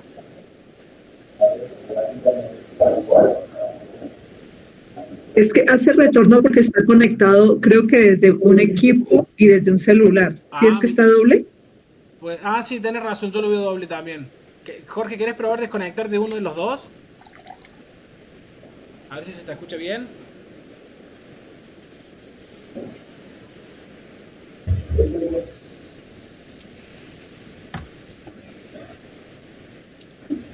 Bueno, me parece que no.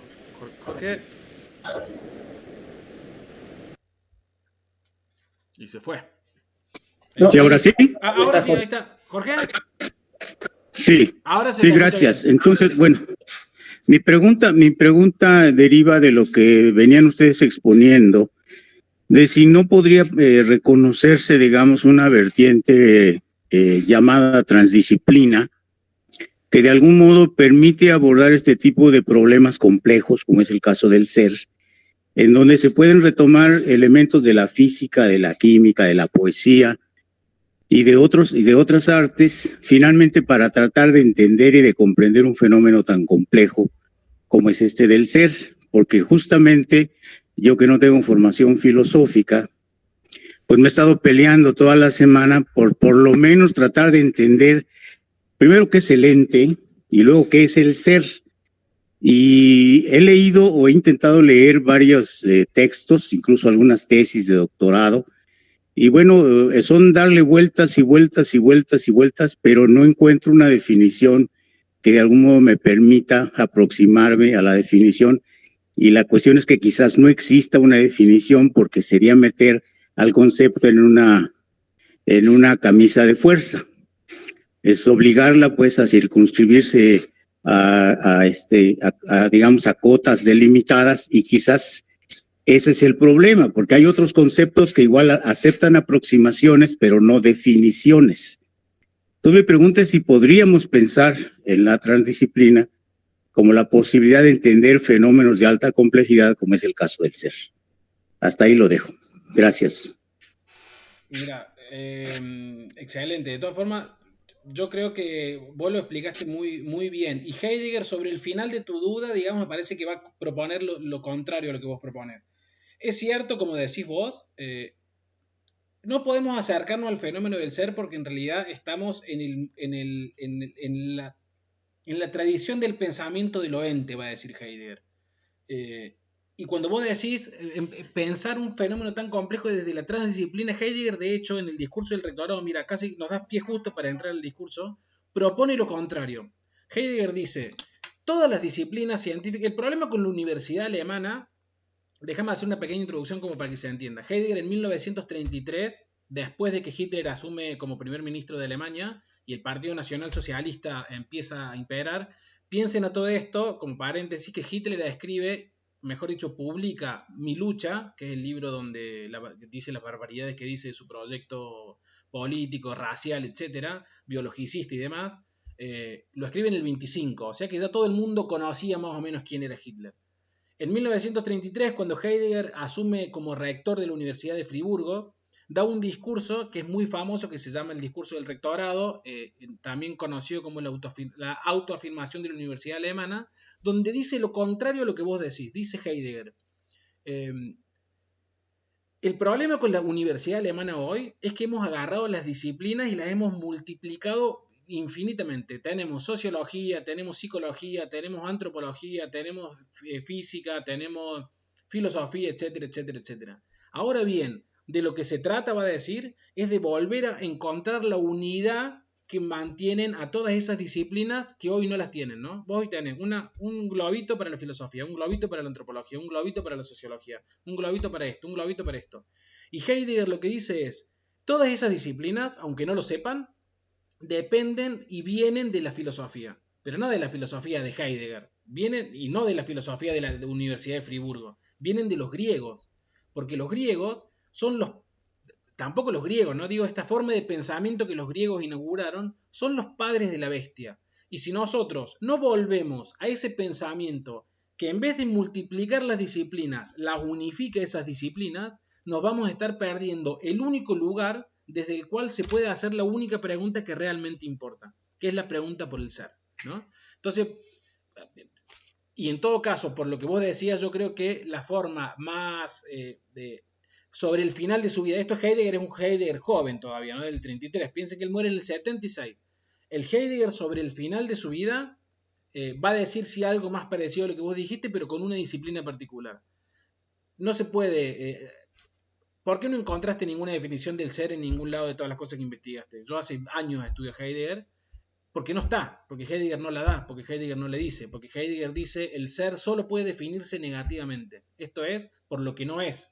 No tengo un acceso. Hay corrientes de la teología que sostienen lo mismo de Dios. El Dios solo puede definirse negativamente porque no tenés acceso a la plenitud de lo que Dios es. Bueno, el ser sería no lo mismo, pero en términos de las herramientas que la metafísica nos dio, sí es lo mismo. Y ahora bien, si hay alguna forma de acercarse un poquito más a lo que el ser es la poesía, ¿no? Sobre todo el Heidegger final de su vida. Heidegger sobre el final de su vida se vuelve un Heidegger más seguidor de Hölderlin, que para Heidegger es el poeta del ser, y por otra parte se vuelca mucho, mira qué loco, a la filosofía oriental, ¿no? Sobre todo el budismo. Y él empieza a tener, de hecho, yo se los recomiendo si tienen ganas de meterse en estas discusiones, porque son apasionantes. Hay unas charlas entre Heidegger y un monje budista, que es un filósofo budista, no le digo monje para creo que es monje además, pero un filósofo budista, que charlan sobre no es el I Ching, es el Tao Te Ching, ¿no? Esencialmente sobre el Tao Te Ching, y Heidegger dice de este hombre, que este hombre viene como a contar la filosofía del Tao Te Ching, y Heidegger dice, yo estuve toda mi vida tratando de decir lo que este guaso, la frase de Heidegger es, si yo lo entendí correctamente, yo toda mi vida estuve diciendo lo mismo que este hombre está diciendo ahora.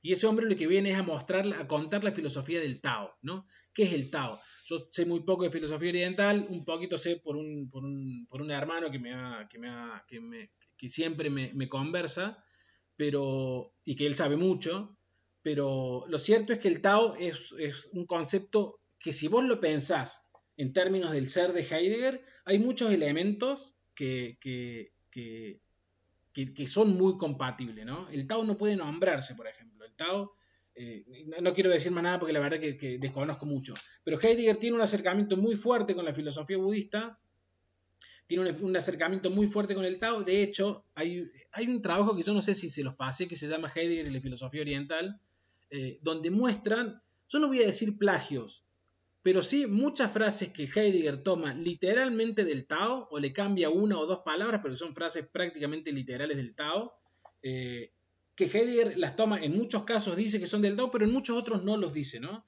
Y son frases bien interesantes del Tao. Me parece que cuando, sobre el final de su vida, Heidegger siente que el Tao es la forma de decirse más próxima para encontrar un camino del ser. ¿Pero por qué esto? Porque el pensamiento oriental no es un pensamiento metafísico. Uno cree que el pensamiento metafísico, yo digo, bueno, le pongamos con las comillas del caso la razón. uno cree que el pensamiento occidental, que además es un pensamiento esencialmente racional, es el único pensamiento posible. Ahora bien, más de la mitad del mundo piensa de una forma que no te digo que no es racional, pero que no sigue a los parámetros de la racionalidad que Occidente conoce. Heidegger va a decir el pensamiento oriental no es metafísico. En ese sentido, no es un pensamiento racional, lo que no lo vuelve un pensamiento irracional, pero que se ve que al mismo tiempo es la prueba de que un pensamiento no metafísico, no racional, puede darse en la realidad. Además, no solo eso, sino que puede llegar a niveles de profundidad más elaborados y más profundos que lo que puede llegar nuestro pensamiento, referidos a la única pregunta, que es a la pregunta más importante que debe hacerse el Dasein, ¿no? El ser humano, que es de nuevo la pregunta por el ser. Jorge, no sé si al final me fui un poco a la mierda, no sé si te contesté un poco lo que querías decir. No, excelente, Diego, muchísimas gracias, creo que me quedó claro. Y bueno, de todas formas tendré que seguir buscando la mejor aproximación para tener una idea más clara de todo esto que se discute. Gracias. Dale, yo te recomiendo que te leas si tenés ganas, si no lo leíste todavía, para ese acercamiento. De nuevo, Heidegger nunca define el ser y cualquier definición que vos veas del ser de Heidegger va a ser una interpretación. Alguna será más próxima a lo que Heidegger quería decir y otra más distante, pero nunca lo sabremos porque ya Heidegger no está. Pero Heidegger nunca define el ser y casi que su frustración, y da la impresión un poco al final también, ¿no?, de que el ser no es necesariamente algo que deba ser definido. Y en todo caso lo que sí da la certeza es que el ser es algo que no puede ser definido con el lenguaje de la metafísica. Yo creo que si Heidegger hubiera tenido algunos años más de vida, o si se hubiera topado antes con la filosofía oriental, hubiera avanzado un poco más por ese camino, en donde él encontraba un lenguaje más próximo, no metafísico, a lo que él quería más o menos decir. Esta frase que yo les digo, que para mí, en un guaso como Heidegger, ¿no?, que es un tipo que le daba al lenguaje el lugar casi de lo sagrado, ¿no?, el lugar como la iglesia a la cual el ser venía a manifestarse, a hacer una epifanía. El lenguaje es casi una epifanía del ser. Que Heidegger diga, si yo lo entendí bien a este hombre, esto que dijo él es lo que yo quise decir toda mi vida, o es lo que estoy diciendo desde siempre, para que un tipo como Heidegger diga una frase como esa, es porque encontró en ese lugar un universo de representaciones que no había visto antes, ¿no? Porque Heidegger era un tipo que le daba una sensibilidad. Yo voy a asumir que todos van a leer Ser y Tiempo porque espero que lo lean, pero cuando lean Ser y Tiempo se van a dar cuenta que cada palabra de Heidegger, y esto lo dijo Gabriel hace un rato con una definición categórica, lo vuelve insoportable. Cada palabra de Heidegger está puesta deliberadamente en ese lugar, pensado, repensado, y vos lees el texto y te das cuenta que en el lugar donde va esa palabra no podría ir ninguna otra palabra, tiene que ir esa palabra y ninguna otra. Y si vos no entendés lo que esa palabra te está queriendo decir, te estás perdiendo una parte importante de esa oración, no del texto en general, de esa oración. Cada oración en Heidegger, porque si cada palabra está puesta deliberadamente, cada oración tiene el sentido de lo absoluto y cada párrafo se vuelve infinito en el decir heideggeriano, ¿no? Un tipo que no podés leerlo rápido. Hasta la coma parece que está puesta a propósito para que tenga un sentido la oración. Por supuesto. Impresionante, impresionante. Por eso, tan agradecidos tenemos que estar a la traducción de Rivera, que eso hablamos en la primera reunión, Gabriel, que teníamos la de Gauss del 47, que es muy inaccesible, y tenemos la de Rivera, que es más nueva y que es mucho más amigable. Y aún así, para empezar a leer a Heidegger, si tienen ganas de meterse en este camino apasionante para mí, deberían empezar con acercamientos más literarios, sobre todo si no están acostumbrados al lenguaje de la filosofía. Para mí, Tras la sombra de Heidegger, de José Pablo Feynman, es muy bueno. Hay un libro de un maestro de Alemania, de Safransky, ¿verdad, Gabriel? Sí. Ese libro es impresionante. Safransky tiene 2 libros increíbles, uno sobre Heidegger y uno sobre Nietzsche. Y los dos son buenos caminos para empezar a leerlo. Y después, bueno, sepan que en realidad ya lo dijimos, pero lo repetimos rápidamente. Él tiene un solo gran texto sistemático, que es Ser y Tiempo, y después tiene conferencias, ensayos, escritos más cortos. Lo más próximo para entrar a Heidegger leyendo al mismo Heidegger es Ser y Tiempo, no, es Carta sobre el Humanismo, que ahí tiene básicamente todo lo que estuvimos charlando. Tiene una caracterización del Dasein muy sucinta. Es una carta larga, igual debe tener como unas 30 páginas. Tiene una caracterización del Dasein, habla del ser, habla del lenguaje, habla de la ontología, habla de la metafísica, habla de la incapacidad de la metafísica. Y bueno, es como una presentación general, así como en Sartre, el resumen, si se quiere, esto siempre siempre que algo resume algo, lo limita y lo corta y lo cercena, pero si uno quisiera entender la filosofía del existencialismo de Heidegger, de Sartre, leyendo poco, debería leer El existencialismo es un humanismo, donde Sartre representa básicamente las tesis principales del existencialismo, y Heidegger, en Carta sobre el humanismo, hace algo más o menos parecido. Lo que pasa es que Heidegger, al lado de Sartre, para mí es mi humilde opinión, y yo lo quiero mucho Sartre, me gusta mucho Sartre, quiero decir, Heidegger es una montaña gigante y Sartre es un lindo valle, ¿no? ¿Te parece muy tendencioso, Gabriel? No, me encanta porque, bueno, a mí me gusta Sartre, pero estás en lo cierto. Sí, a mí me encanta Sartre, yo creo, pero aparte, no solo que me encanta, yo estoy más de acuerdo con Sartre que con Heidegger en términos personales, pero... Ahora, si yo tengo que elegir entre Sartre y Camus, yo me quedo con Camus, ¿no? Ajá, mira. Me gusta mucho Camus. Mira, yo iba a un pequeño paréntesis entre los dos. Yo iba a hacer mi tesis sobre el mito de Sísifo de Camus. Me pareció que, de hecho, el mito de Sísifo es un libro muy cortito de Camus donde habla sobre el suicidio, ¿no? Y él dice... el absurdo. El absurdo del suicidio. Claro. Y él dice, lo primero que tiene que resolver la filosofía antes de hacer cualquier cosa es resolver por qué la vida vale la pena de ser vivida, ¿no? Bueno, un libro también re interesante. Camus. Albert Camus, se murió muy joven ese hombre. ¿Sabes que ese hombre, a Camus le hicieron una entrevista antes de morir y le preguntaron cuál sería la muerte más absurda de todas? Y él dijo en esa muy, mira qué paradójico, dijo, la muerte más absurda de todas sería morir en un accidente de auto. Y al otro día, volviendo a París, se muere en un accidente de auto. Una ridícula. Eso es por tentar el destino.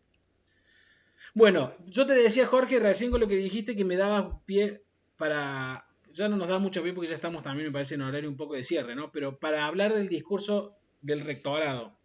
Yo quería, me faltaban dos cosas para el proyecto de esta reunión, que era hablar sobre el discurso del rectorado, que es la puerta, me parece, en la que podemos acceder a Heidegger en términos más políticos, porque Heidegger, para los que no saben, yo creo que todos lo sabemos, pero no creo que todos lo sabemos. Heidegger en el 33, cuando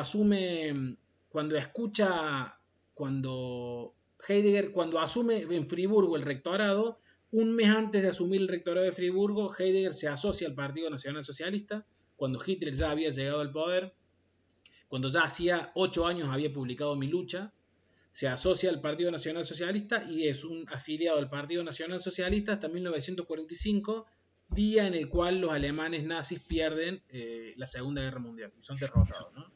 Heidegger durante todo ese periodo es afiliado al Partido Nacional Socialismo. Se discutió durante mucho tiempo la relación de Heidegger con el nazismo, porque no es la relación de otros pensadores, que eso me viene a la mente muy rápido de Borges con el antiperonismo, ¿no?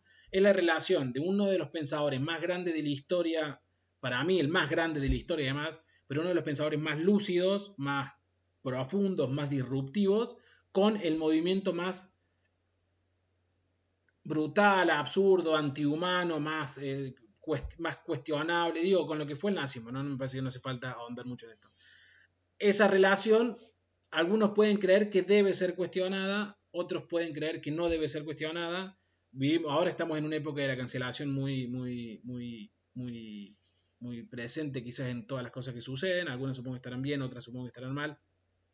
Pero lo cierto es que Heidegger tuvo una relación directa con el nazismo, hay que ver hasta qué punto, y me parece a mí que el discurso del rectorado, que es el discurso que él ofrece cuando asume el rectorado, tiene el carácter más político y es donde él más habla, donde más se puede leer entre líneas la relación que él tenía con el nacionalsocialismo, de nuevo, en el 33, no en el 45, no en el 39, no en el 38, en el 33, en un nacionalsocialismo emergente. Pero, de nuevo, con el paréntesis, con la aclaración del caso, habiendo ya publicado hace 8 años Hitler Mi Lucha. Y Heidegger no era un pensador que los detalles se le pasaban por arriba. Entonces el discurso del rectorado es eso, este discurso. José Pablo Feynman, en la novela que les dije, yo lo tengo acá para leer porque se los quería leer, porque me parece increíble lo que escribe Feynman sobre ese día. Él cuenta en la novela, le cuenta al hijo en esta carta que yo les digo ficticia que le escribe el hijo, mejor dicho, la carta real, el hijo es ficticio, cuenta cómo vivió él el momento en el cual Heidegger pronuncia el discurso del rectorado, ¿no? Y cuenta, yo les iba a leer unos párrafos, pero bueno, me parece que eso se nos va a hacer muy largo, en el cual da cuenta del escenario en el cual estaba preparado todo eso y de lo que sucede después, ¿no? Heidegger en el discurso del rectorado, bueno, pero mejor no se los leo así, incluso les dejo las ganas de leer a José Pablo, que es un escritor que a mí me gusta mucho. En el discurso del rectorado, Heidegger dice varias cosas, ¿no? Principalmente al discurso se lo recuerda por tres elementos muy fuertes. El primer elemento que Heidegger cuestiona es un discurso nazi, desde mi perspectiva, ¿no? Cada uno puede tener su perspectiva. Es un discurso que está escrito en un lenguaje muy nacionalsocialista, que tiene los principios teóricos del discurso muy asociados a lo que pasaba en el 33, y que termina el discurso con una frase que lo acerca directamente, y yo no entiendo cómo no asociarlo al nacionalsocialismo con la frase final del discurso cuando uno sabe un poquito de filosofía. Los que me quieran interrumpir, me interrumpen en el acto, ¿no? Ahora.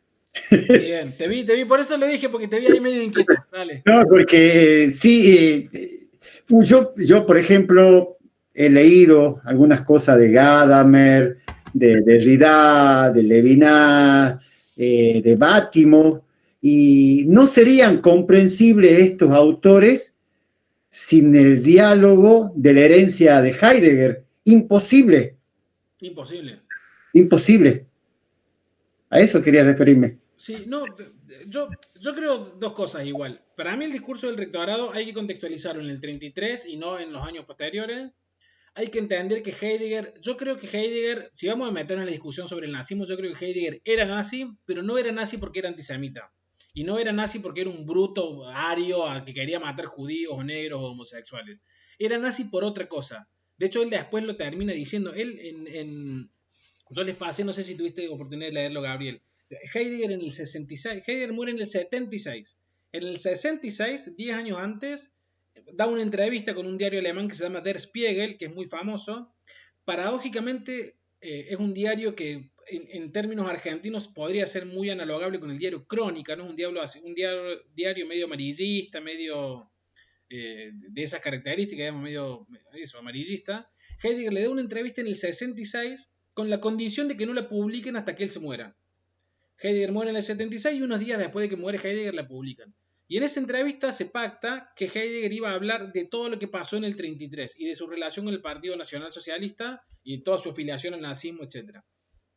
Y él en esa entrevista le preguntan cuál era su relación, bueno, le preguntan básicamente cuál era su relación con el nazismo, y él dice que él sí era efectivamente nacionalsocialista, pero porque él creía, esto igual sería más comprensible si hubiéramos dado la discusión sobre la esencia de la técnica, pero él creía que lo que sucedía en cómo los Dasein, los entes que los hombres eran en Estados Unidos, digamos, los Dasein estadounidenses, y la epistemología que los estadounidenses tenían, con su relación con el consumismo, con la industrialización acelerada, etc., y al mismo tiempo con la versión que tenían los rusos, con una forma muy comunitarista, muy poco individualista de ver al ser humano, al Dasein, a él lo hacían sentir que la Alemania, que el sentir alemán, digamos, a lo que él llama la cultura alemana, llevada adelante por Hitler, les podía dar al pueblo alemán la capacidad de volverse el único polo de referencia que le permitía al ser humano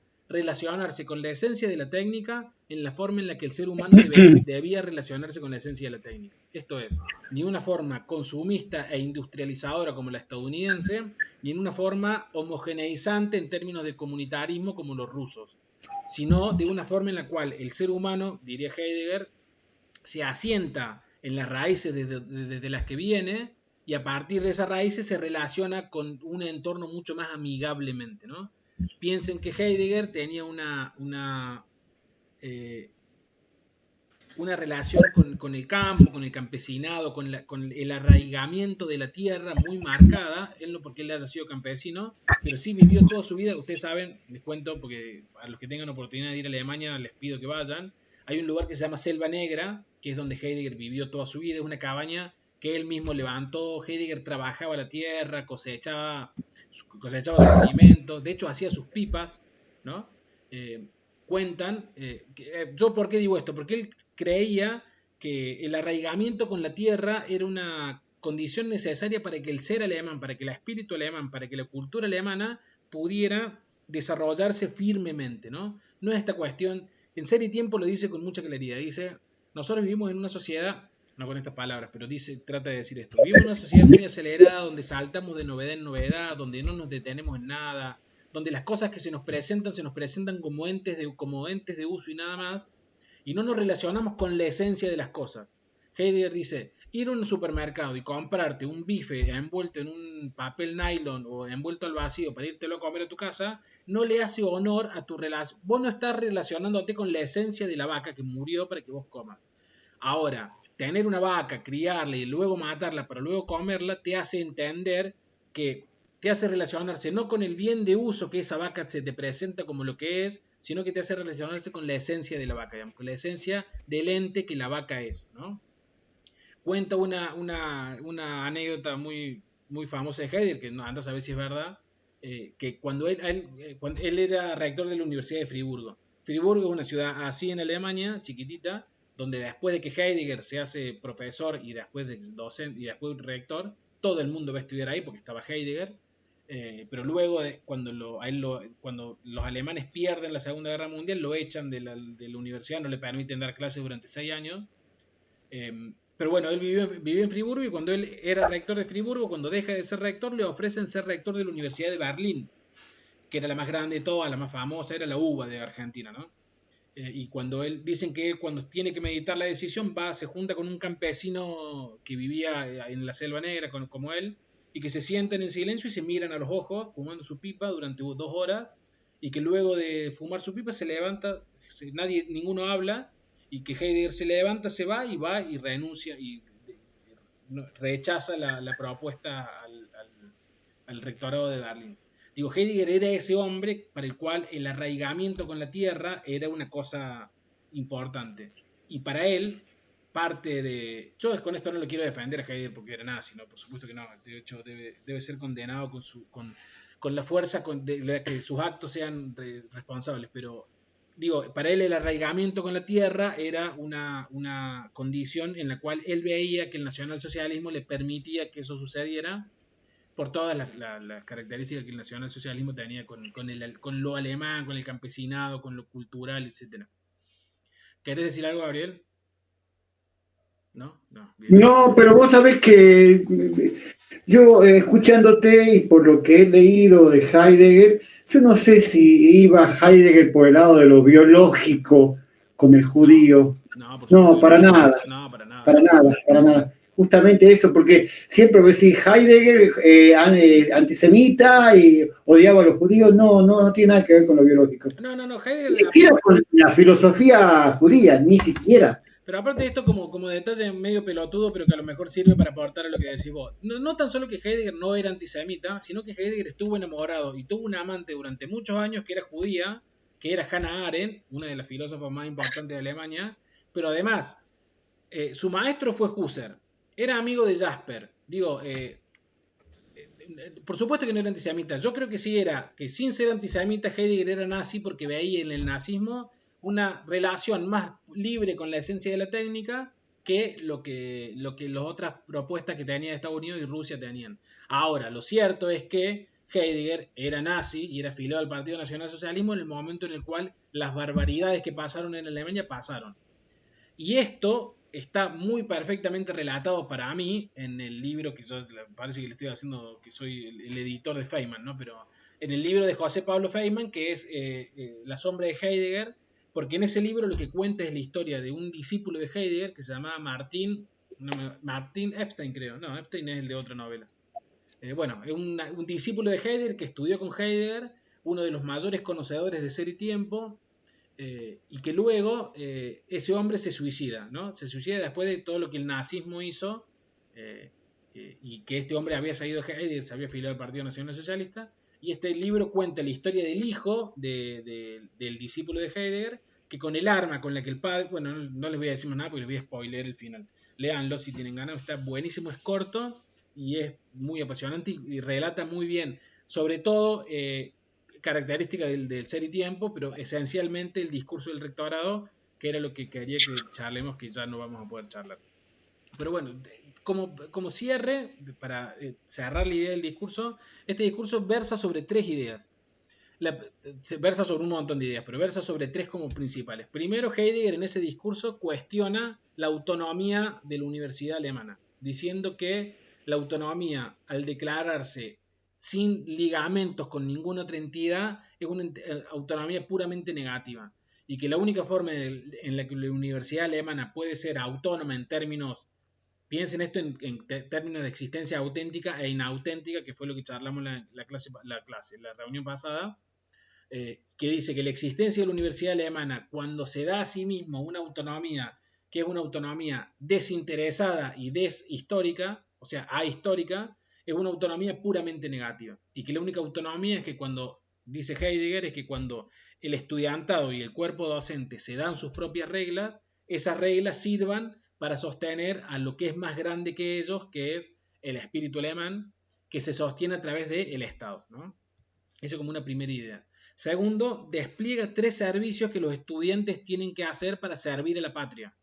Piensen de nuevo en el 33 y Heidegger, ¿no? El servicio del trabajo, que era una suerte de... el servicio del trabajo, después de que Hitler asume en el 33, se obliga a los jóvenes entre 18 y 25 años a ir a hacer trabajos voluntarios, que no eran voluntarios, eran obligatorios, al estilo de lo que pasa en Cuba después del 59.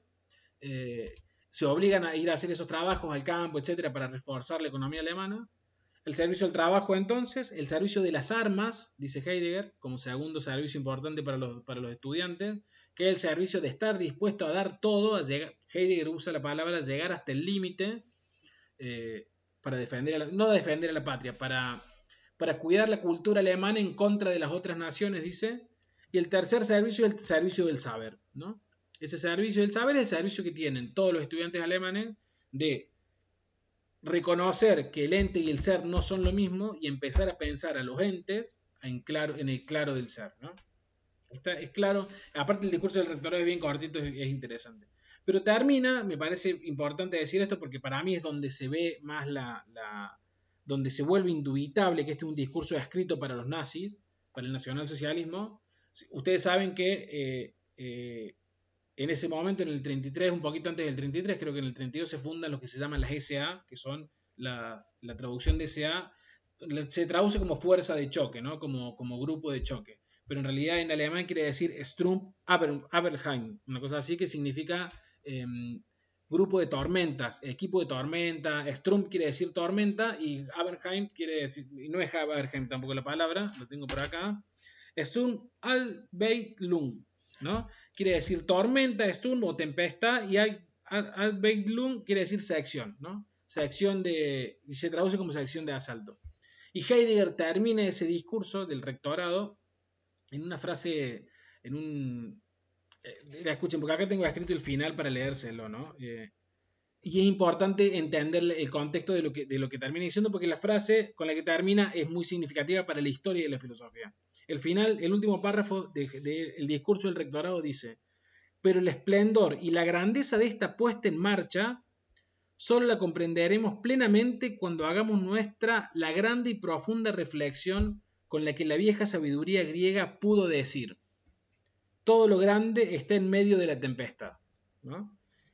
Todo lo grande está en medio de la tempestad es una frase platónica que está en el libro La República, y la frase de Platón no es todo lo grande está en medio de la tempestad, sino todo lo grande está en el medio del peligro, o todo lo grande está en riesgo de perecer. Heidegger cambia la última palabra, que es griega, la de peligro, por tempestad, y tempestad, la palabra que representa tempestad en el idioma alemán es Strum, o sea, la primera palabra de las SA. Las SA eran Sturm-Abwehrlung, y Heidegger termina la frase diciendo Alles groß steht in Strum, ¿no? en un pésimo alemán dicho por mí, pero lo que quiero decir es que cambia. Heidegger era un conocedor profundísimo de los griegos, jamás se puede confundir en este tipo de cosas. Él pone la palabra deliberadamente para dar un mensaje y para dar... Aparte termina un discurso que es un discurso enardecido, frenético, un discurso donde empezó el discurso todo el mundo haciendo el saludo de los nazis, digamos, donde estaban todas las ESEA con las cruces gamadas, donde estaba el alcalde, donde estaban grandes autoridades, miembros del partido, y termina la frase de un discurso que lo llama a los estudiantes al servicio de las armas, del trabajo y del saber, y donde quiere decir que lo que está sucediendo en Alemania en ese momento, en 1933, era el renacimiento del inicio de los griegos. Heidegger dice una frase que está en el medio del discurso, que es el inicio es aún, ¿no? Y él va a decir, el inicio es algo tan grande que incluso, miren, también lo escribí acá porque me pareció, dice así, la frase es, el inicio es aún, el inicio de los griegos, ¿no? O sea, aquel pensamiento que los griegos iniciaron preplatónicamente es tan grande que determinó toda la historia. Él dice, el inicio es aún, no está atrás de nosotros como algo que ha largo tiempo acontecido, sino que está delante, está ante nosotros. El inicio, en tanto que es lo más grande, ha pasado ya de antemano por encima de todo lo venidero, ¿no? Lo que estaba pasando en Alemania en el 33 era parte de ese inicio que estaba reiniciándose y que era tan grande el inicio griego que le estaba reclamando a los estudiantes alemanes y a los docentes alemanes el servicio de las armas, el servicio del trabajo, el servicio del saber. Y termina con esa frase de todo lo grande está en medio de la tempestad, que es una frase que además de ser poéticamente muy bella, es una frase que tiene una simbología y una carga de nazismo que me parece a mí, por lo menos, muy innegable. Luego de eso, y ya con esto les prometo que termino, luego de eso Heidegger da una entrevista en el 33, antes de renunciar al discurso del rectorado, al rectorado, donde los estudiantes de la SA tienen un diario y le hacen una entrevista y le preguntan por Hitler y Heidegger dice, Hitler es el único, no quiero mentirles porque está en la entrevista que les pasé del Der Spiegel, pero dice Hitler es el Führer es la única luz y el único horizonte de Alemania y al cual todos tenemos que seguir. Una barbaridad de ese estilo. Y cuando le preguntan los periodistas por qué dijo eso, y él dice, bueno, algunas concesiones tenía que hacer. De todas formas, y ya para cerrar, yo por lo menos, de todas formas, yo creo que sí hay que analizar, por lo menos ya esa respuesta la tengo, pero si a alguien le interesa analizarlo, me parece que hay que ver, me parece que es innegable la relación de Heidegger con el nacionalsocialismo, me parece que si el nacionalsocialismo, hay que ver también, no quiero decir nada que sea inapropiado, pero quiero decir, por lo cual Heidegger era nacionalsocialista, no era por lo cual el nacionalsocialismo se volvió tristemente famoso. No quiero decir con esto que el nacionalsocialismo haya tenido alguna parte buena, porque me parece que en medio de tanta Hannah Arendt lo dijo con una claridad muy meridiana, ¿no? Hannah Arendt dijo en La condición humana, dice, fue tan gigantesco el mal que sucedió ahí, fue un mal, ella usa la palabra absoluto. Ella dice ella fue reportera en los juicios de Nuremberg y luego de eso escribe La condición humana y ella en ese libro dice, es imposible juzgar lo que hicieron los nazis, no se puede ponerlo en un tribunal y juzgarlo, porque lo que hicieron los nazis fue el mal absoluto y el ser humano no conoce forma de abarcar lo que ese mal realmente significa. Entonces, de tan absoluto ese mal y esa barbaridad, esa aberración se vuelve injuzgable, ¿no? Paradójicamente, Hannah Arendt, que fue amante de Heidegger, les recuerdo, como datos en términos filosóficos, no importa la parte personal, fue una de las defensoras de Heidegger hasta el final, ¿no? Hannah Arendt, siempre que a Heidegger lo acusaban, porque sepan que después de 45 a Heidegger lo acusaron todos los días de nazi, y bien acusado quizás, pero ella siempre lo defendió, ella siempre dijo, Heidegger no era nazi porque era un antisemita y un bárbaro como los nazis, sino porque había visto en el nacionalsocialismo otra puerta, ¿no? Heidegger, que era el buscador de puertas, para acceder a otra forma de relacionarse con lo real, vio ahí a lo mejor algo que le daba a él algún tipo de esperanza. Pero yo sí creo con Jasper, creo que lo dije en el encuentro pasado, sí creo con Jasper, que si bien en el 33 no había pasado toda la barbaridad que pasó posteriormente, lo cierto es que si alguien sabía lo que iba a pasar, debía ser Heidegger, ¿no? Porque él era el pensador de lo absoluto. A mí me hubiera gustado terminar con una discusión sobre la esencia de la técnica, que es para mí qué loco, ¿no? Que vaya a decir hasta ahora, pero para mí es la discusión que hay que dar de Heidegger, porque Heidegger es la discusión más contemporánea que tenemos. Heidegger dice que la metafísica que empieza con Platón se desenvuelve, un estilo de espíritu absoluto hegeliano, se desenvuelve hasta consumarse hoy en lo que Heidegger define como la esencia de la técnica, ¿no? Que bueno, ya no nos va a dar tiempo porque ya es muy tarde, pero bueno, en algún otro momento seguro que lo charlaremos. Me parece que eso es todo por mí. No sé si alguien quiere decir algo, Gabriel. Yo dejé un link ahí en los mensajes, Sí. donde hay una entrevista cortita de Heidegger con el budista Ajá. y después un diálogo que tiene consigo mismo sobre humano demasiado humano, que le hace a Nietzsche. Está bastante interesante ese link. ¿Un diálogo ¿Sí? de Heidegger consigo mismo sobre humano demasiado humano? Sí, fíjate, Bueno. sí. Y ¿sabés qué? Vi una cosa que me hubiera gustado para la próxima, hablar sobre la obra de arte en Heidegger, porque tiene una idea espectacular. Y tercero, me gustaría en la próxima escuchar a Guido. Me parece que Guido tiene mucho para ofrecer, ¿eh? Lo veo allí a Guido. Me encantaría escucharlo en otra oportunidad. Guido es no sé si quiere decir algo, Guido, ahí. Que ya te están interpelando, Guido. Necesitamos tus palabras ahora. Te escucho. ¿Qué ibas a decir vos primero, Diego? No, que Guido nos acompaña. Nosotros ya hace un tiempito empezamos con esta suerte de proyectos de hacer charlas de filosofía y Guido nos acompaña desde el principio. Aparte es cordobés, también como yo. No nos conocemos, pero es de acá de la ciudad. Nos tenemos que juntar como un asado, me parece, a hablar del ser para la muerte, hablar un poco de Heidegger. Vengan a Salta Eso y yo me les hago gustó mucho empanadas. más. Ahí está, ¿ves? Yo tenía ganas de hacer una suerte de proyectito que se llame filosofía de bar o filosofía en el bar. Y nada, que cada uno se prepare su mesita, se prepare su trago y bueno, y charlar un poco de filosofía en el lugar donde naturalmente la filosofía debe ser conversada, que es en los bares. Me parece muy bien, pero mucho más atractivo sería una filosofía a las brasas. Bueno. Ahí me gustaste. Lo que pasa es que filosofía a las brasas, tenés razón, filosofía a las brasas implica presencialidad. Y nosotros que estamos cerca la podemos hacer, pero bueno, con el profe Gabriel que está en Salta, salvo que nos vayamos a Salta. El vino lo pongo yo. Sí, por supuesto. No lo descarto para nada en algún momento, por supuesto, con mucho gusto, pero lo más próximo es juntarnos aquí, hacer una vuelta y vuelta a la brasa o algo por el estilo. Filosofía a las un poquito brasas, más largo. Me encantó, te lo voy a robar aparte. Está bueno. Pero es tuyo. Yo te he sacado varias frases ya. Ah, bueno. Aquí en Salta se suele hacer una vez al mes el café filosófico. Ajá.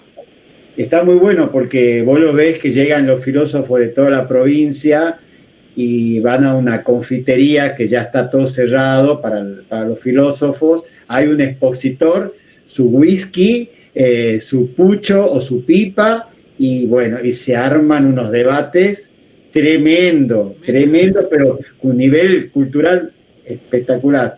Siempre hay uno. Así que estarán invitados para cuando sea la oportunidad.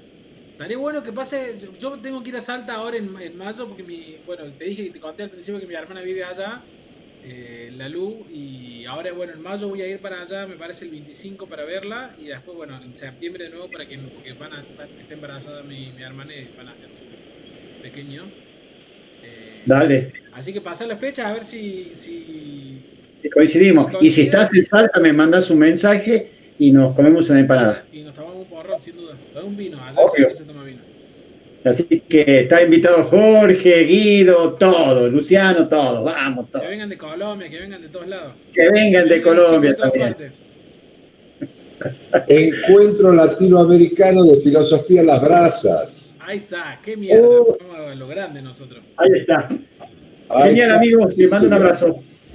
Bueno, gente, gracias por todo. Nos estamos viendo la semana que viene. Chao, chao. Como siempre, un gusto. Saludos a todos. Buenas noches.